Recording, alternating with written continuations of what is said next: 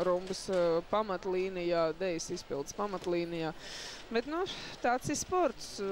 It kā visi treniņos var visu, un nevienreiz esam pierādījuši to, ka ļoti līdzvērtīgi sportisti stresa situācijās var startēt krasi atšķirīgi. Vienam kājas sapinās, citam loks nepilnīgi ir veikts, vēl kāds cits ir uztraukumā izpildījis pārāk labu, un tas arī nevienmēr ir labi. Nu, un tad skatīsimies Krievijas pāri. Ekaterina Bobrova un Dmitrijs Solovjovs pagājušā gada sudraba medaļu ieguvēja Eiropas čempionātā. Nu, iepriekš jau minēja, ka man vismaz tā likās, ka tas tādā ļoti lielā avansā, ņemot vērā, ka gadu iepriekš viņi bija tikai 9.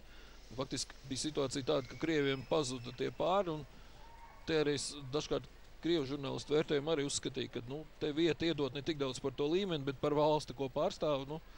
Ņemot vērā. Ir jāmāk pārstāvēt pareizo valsti arī. Tas ir nozīmīgi. To mēs esam atzīmējuši. Jā, tā kā tas bija ļoti liels avans manā skatījumā. Redzēsim, kā viņi varēs to savu avansu attaisnot vai ne, bet viennozīmīgi Krievijā sportistu konkurence pietiekami liela un lai nu ko, bet strādāt un censties viņi māk.